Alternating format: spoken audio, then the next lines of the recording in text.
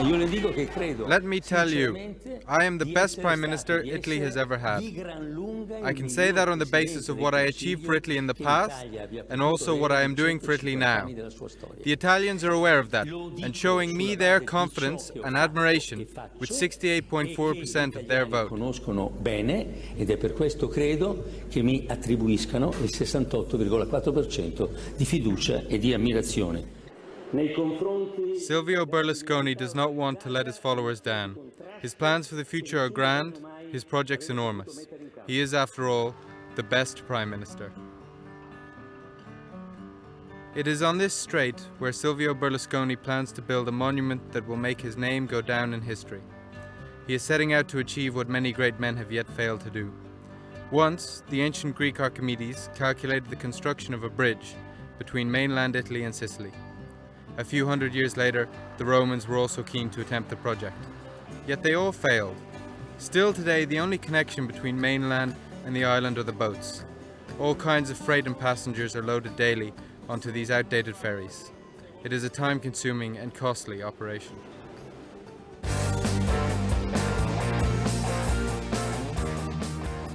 Berlusconi is setting out to build the world's longest and highest suspension bridge, 3 kilometers of road floating above the sea, with enough capacity for 6,000 vehicles per hour and 200 trains per day.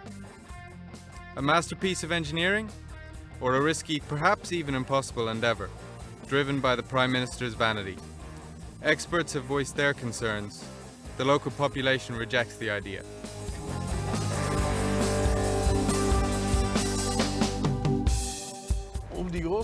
To understand the great skepticism among the local population towards the planned superbridge, one only needs to drive along this highway in the direction of Reggio di Calabria. Many ask how the state can build such a dangerous and big bridge, the biggest and longest suspension bridge in the world, if he was not even able to, in 2 decades, bring this highway to European level. It seems that Berlusconi has conveniently overlooked the geological characteristics of the area. The planned location for the superbridge is extremely prone to earthquakes. The population is worried, and rightly so. Misconduct of construction building in the past has already caused massive floods, which led to 27 deaths. Citizen associations, trade unions, and left-wing parties demonstrate repeatedly against the superbridge. Only the wealthier industrial north of Italy will benefit, while the poor south will continue holding out for urgently needed investments. The bridge might bring mainland and island together, but creates a bigger divide between the north and the south. Environmentalists warn about the destruction of vast amounts of coastal area by the proposed bridge. In addition, every reasonable type of infrastructure is absent in Calabria and Sicily, such as roads, urban bypasses, railroads. The bridge would be as out of place as a skyscraper in the desert.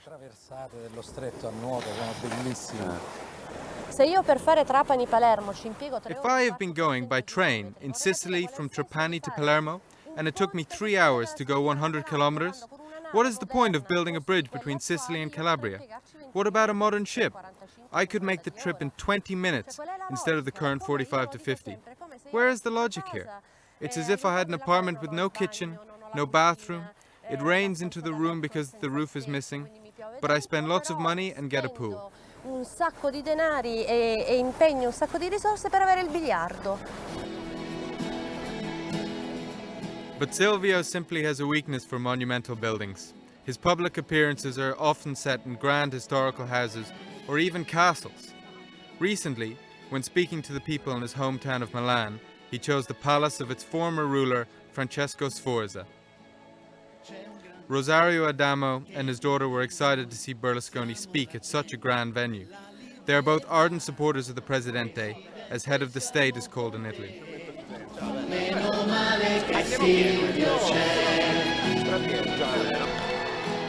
Luckily we have Silvio, says his campaign. But Silvio also knows what he owes to his supporters. In his speech, Berlusconi sets the scene by ranting against his favorite opponents, the communists and the left-wingers, that want to see him fall. He then goes on to talk of the major role he played in the battle to halt the financial crisis. It was the Italian Prime Minister who, in Paris, persuaded his colleagues in the eastern states to rescue their banks. Otherwise, there would have been a catastrophe. And then it was this same Prime Minister who flew to Washington, and after watching how the American government didn't lift a finger as Lehman Brothers went bankrupt, it was him that convinced them the next day to use 700 billion to save 400 other banks.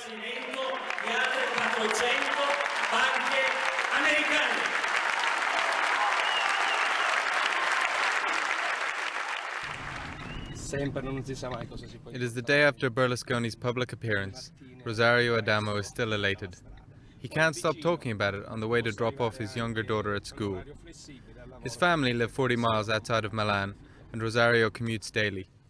He is a railway computer specialist. His workplace is the massive central station of Milan, established under Mussolini. For years, the left-wing party had a strong hold over the railway workers. Now the majority share Rosario's respect for the president, a development that makes the computer specialist very pleased. What do they admire? Silvio Berlusconi was already a successful businessman when he turned to politics. His mission? To save the country from the left wing. Rosario Adamo and his colleagues have complete trust in Berlusconi's politics.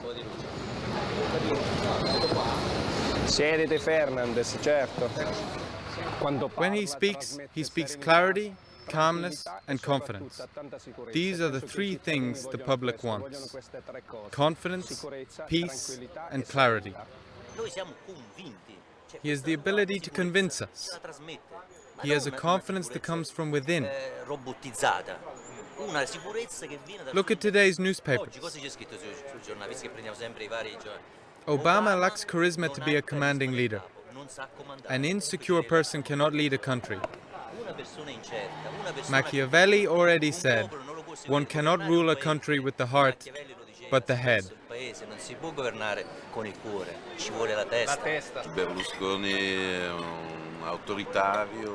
Others say Berlusconi is an authoritarian, a dictator, that he leads his party like his own enterprise.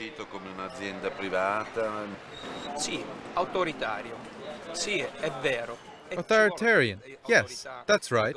It takes authority to govern a country. He is an authoritarian with the determination to achieve something. His commitment has always been to the good of the country. He is a creator of ideas, an architect of the nation, a builder of roads, highways, railways. All he wants is to improve Italy.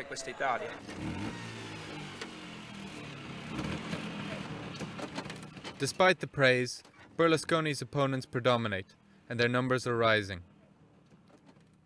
Nanni Moretti, a well-respected Italian film director and outspoken leftist, has become the predecessor for the anti-Berlusconi campaign. By organizing mass events like human chains and processions, he has captured the mood of Italian intellectuals. But it was Italian legend Adriano Celentano who brought the anti-Berlusconi sentiment onto state TV. In a spectacular evening show, for which he demanded complete artistic freedom, he gathered the country's most well-known entertainers, comedians and singers, including Roberto Benigni, Oscar winner and artful humorist. The outcome? A satirical feast, a lavish attack against the president and his dogmatic politics.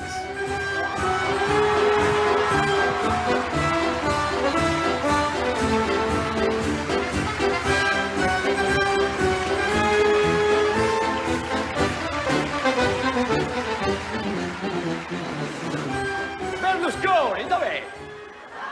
C'è qua! Dov'è? Silvio! Sarà no, magari è lì che sta segnando per vedere nella lista fermo! Aspetta, no. Silvio, dai, lo sai che ti vogliamo bene, dai. Ma si scherza, ma lo sanno tutti! Lo sanno anche i sassi che quando un comico prende in giro un personaggio politico, lo rende popolare, gli fa bene, lo aiuta. E io stasera, Silvio, ti voglio aiutare. Io sono venuto qua per aiutare Silvio. Sì. Oh, che bello. Suddenly, another TV show appeared on the RAI. Pulso potente alla ruota della storia. Ora io vi domando, desiderate degli onori, delle ricompense, la vita comoda, esiste per voi l'impossibile? Cioè volete essere spiati anche a casa vostra?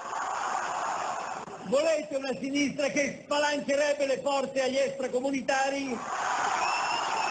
Volete una sinistra che utilizzi la giustizia a fini di lotta politica? E ancora, volete le risse e i pollai sulle reti TV pagate con i nostri soldi? Caro Dear President Napolitano, we have not yet reached fascism in Italy again, but much of what I see around us resembles it. The TV producer Michele Santoro has always been a thorn in Berlusconi's side. As a result, the producer has often been the victim of harsh censorship. In a 2-hour-long satirical TV spectacle, Santoro and his celebrity guests take aim at their president. The show's highlight, a sketch by comedian Daniele Lutazzi. Berlusconi in Italy compared to anal sex. Hard to believe, but it was approved by the Italian media authority. Che attende di essere inculata dal tuo silos di carne. La penetrazione non è ancora cominciata, ma il tuo dirigibile sta già esercitando una pressione costante sul suo buco del culo, che in questa fase è ancora reticente. Ci sta così per un po'.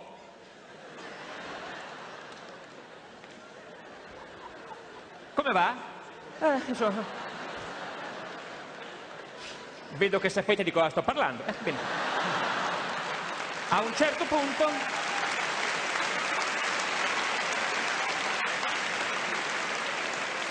non c'è più dolore, c'è solo piacere e ti urla sì, sì, sì, oh sì, sì. L'Italia con Berlusconi è in questa terza fase. Sì, sì, oh sì, oh sì, oh sì, oh sì, oh sì. Berlusconi's behavior is considered so arrogant, he is likened to Roman emperors and popes. That is what has brought distinguished intellectuals in Rome to the conclusion that Italy nowadays is living under a regime. The famous novelist Dacia Mariani supports this argument.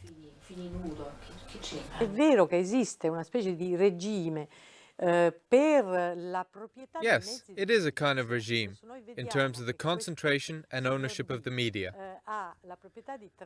This Mr. B owns 3 TV stations and in addition controls 3 public broadcasters too. We have already seen him in action as he has thrown out journalists and as he appoints the director of the RAI Uno. This is a completely abnormal concentration of power that cannot be accepted. It is not so much about censorship, but rather a question of style. The TV programs are vulgar, barbaric, and completely commercialized. The viewer feels as if he is always watching a television commercial. Commercializzato, sembra di stare sempre in una televisione commerciale. As if the world was one single commercial.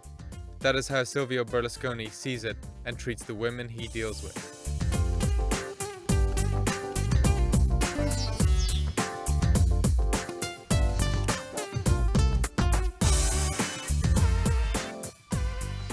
Whether it is on TV or in politics, Berlusconi surrounds himself only with the young and the beautiful. It comes as no surprise that Italy's Minister of Women's Rights is former showgirl Mara Cafana. But she is in good company, with numerous models holding posts as ministers and political delegates.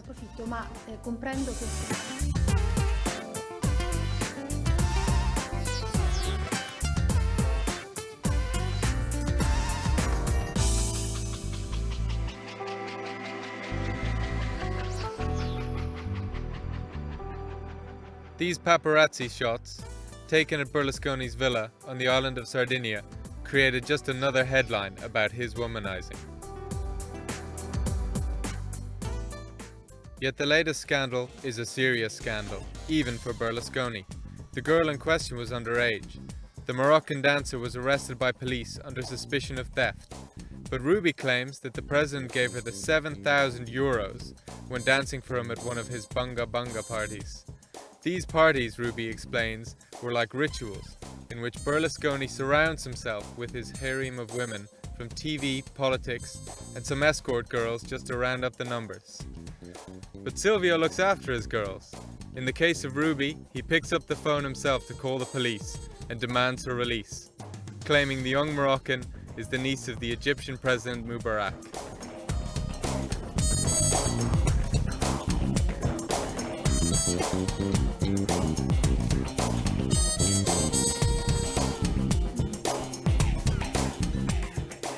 And a few days later comes the next revelation. The professional call girl Nadia Makri has also been a guest at bunga bunga parties and wants to share her experience with the police and the public. In an enormous 3,000-page long testament, she reveals how Berlusconi frequently flies in call girls and drugs. But it seems like he forgot to pay her. The revelations about Berlusconi's lifestyle come as no surprise.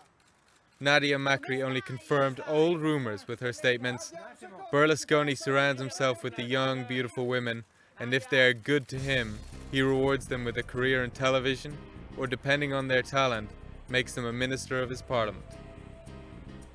Strong reactions come from all sides. The Italian Family Association is outraged. The Archbishop of Milan, Tetomazzi, spoke of moral decay. And Berlusconi points his finger again at his favorite scapegoat. The left-wing media concocted the story. Persone per bene si comportano soprattutto correttamente. Da sempre io conduco. I carry a lot of responsibility. So what if I sometimes like to look at a beautiful woman? At least I'm not gay. Meglio essere appassionati delle belle ragazze che gay. Ah, che paese è l'Italia? Che paese! Whoever crossed Berlusconi in the past had to deal with the consequences, which happens most of the time publicly. Mi ha fatto così! Berlusconi doesn't like to be provoked. When the newspaper Il Giornale published provocative articles directed at him, he simply bought the whole newspaper, sacked the editor-in-chief, and turned the once prestigious newspaper into a propaganda journal. He turned something inconvenient into the canvas to propagate his politically incorrect statements. The new editor-in-chief, Vittorio Feltri, knows that it works with the public to be politically incorrect. Sì, oppure era meglio il metodo di qui.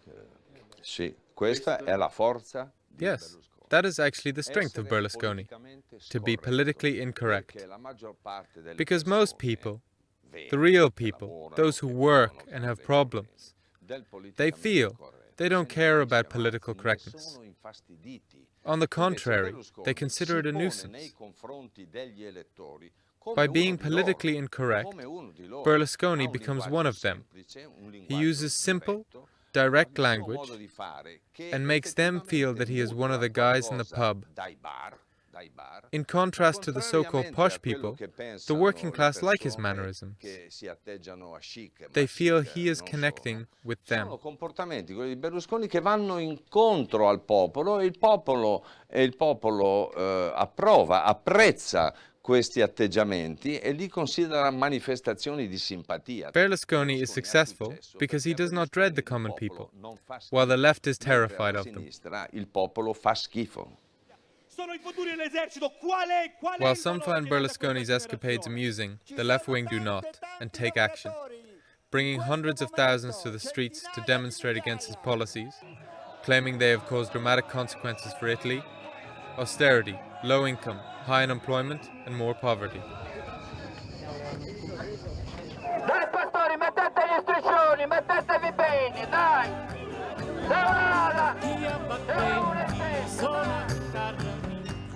Like here in Porto Torres, Sardinia.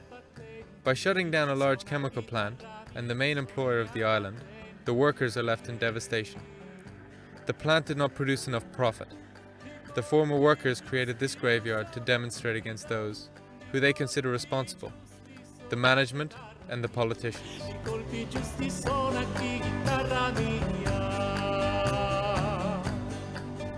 To reach the rather unusual place where the group of activists make their stand, one has to take the ferry. On board, former plant worker Antonio Solaris explains his desperate situation. I really wanted to get married next year, but it will probably not happen. After 3 years of work, I am now already registered in the work compensation fund. Dopo un anno e mezzo sono andato subito in cassa integrazione. This small island to the north of Sardinia was the Italian Alcatraz. This abandoned prison has since become the platform for the workers' protest. They imprison themselves here to draw attention to their hopeless situation. We have chosen this type of protest because we did not want innocent people to be inconvenienced. For example, by the blockade of airports, ports, and streets. No. Bloccare aeroporti, bloccare porti, bloccare strade. No. Pietro Marangui shows how the protesters have settled into the former prison cells. He has worked 35 years in the chemical plant and is now the charismatic leader of the protest, a protest which became a nationwide phenomenon. The story has spread via the internet, and these Sardinian workers have become the heroes of the resistance. The 24 squatters are regularly visited by their families. Pietro's wife Margherita has been on the island for months, and it is taking its toll on her.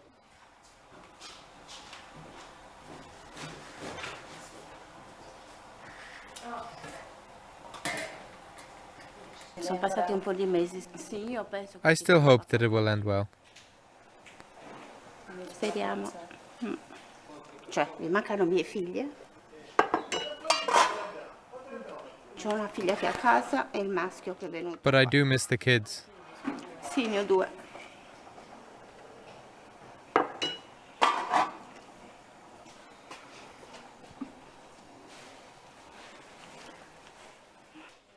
It is their personal fight for justice that motivates the workers to keep going, although their overall outlook is grim. L'Italia sta andando a rotoli. Italy is going down the drain. The rulers have to seriously get to work. But instead, the gentleman goes out to dine. How come nobody has ever intervened? Although Italy is destroyed, they go out to dine. That can't be right. This is not right. C'è qualcosa che non va. C'è qualcosa che non va. But it is not just the working classes affected by unemployment. Ivana Vidalini is a classically trained actress and in the past has many engagements with Italy's most prestigious theatres. But now she is just one of the many academics that try to make a living by taking on the odd temp job. Scegliendo ogni cosa molto attentamente.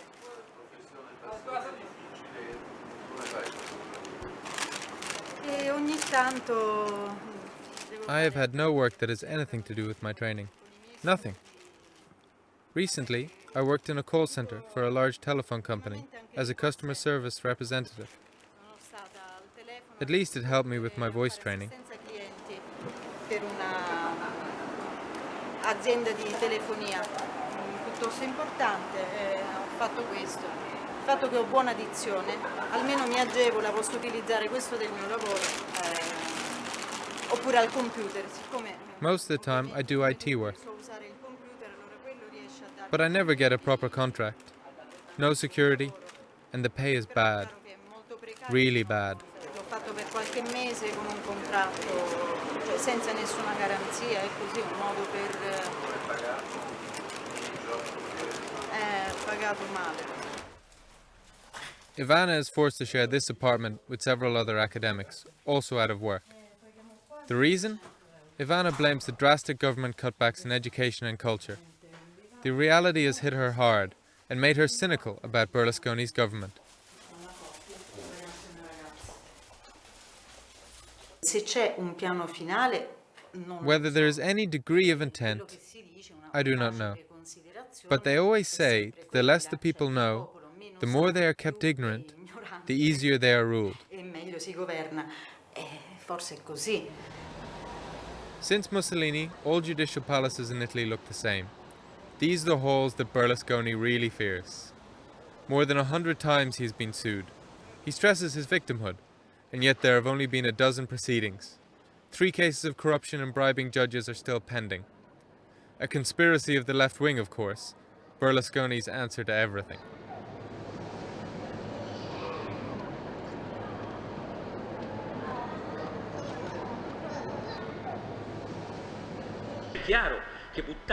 It is clear that by throwing dirt on the Prime Minister, we tarnish the whole country that this president must represent.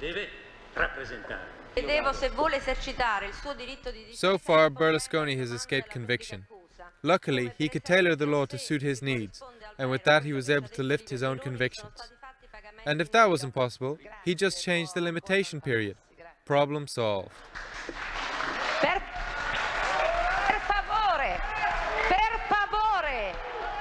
His appearances in court are always a public spectacle.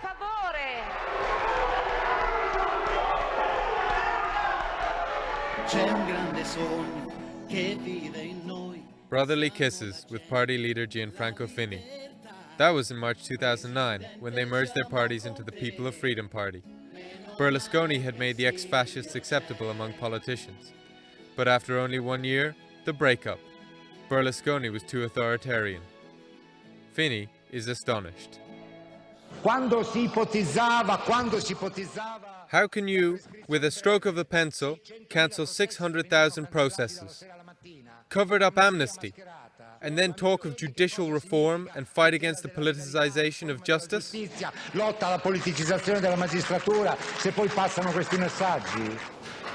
Berlusconi's response was again harsh. His ex-partner Fini had to leave his position as president of the Chamber of Deputies.